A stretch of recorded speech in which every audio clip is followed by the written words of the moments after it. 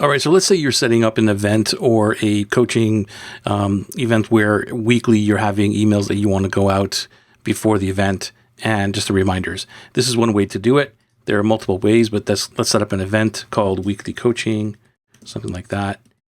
And it's going to be, it doesn't matter the timing there. So repeating the event, I'm going to do that every single week like this. And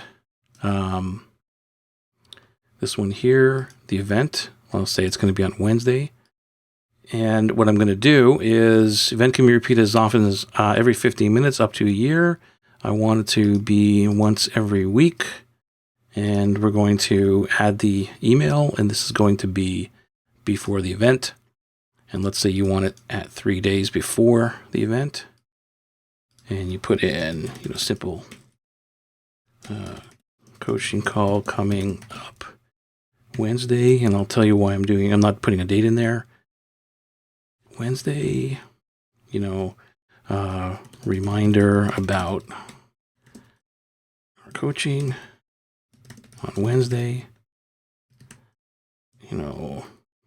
register here, and then you put your link. And then here is where, if you're setting this up like on a Zoom, then you can put a repeating link that you can set up in Zoom where you don't have to change this every single week. Zoom.com, let's just say. And you can have that repeating so you don't have to come in here and like I said, change this up. If you put a date in here, you'd have to come in and change the event all the time. This is just one way of doing it.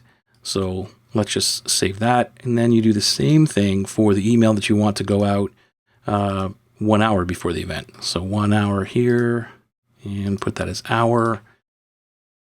Coaching call coming up in 1 hour. And then you do the same thing here. You put in your text, put in your link with the repeating link, and that would be it.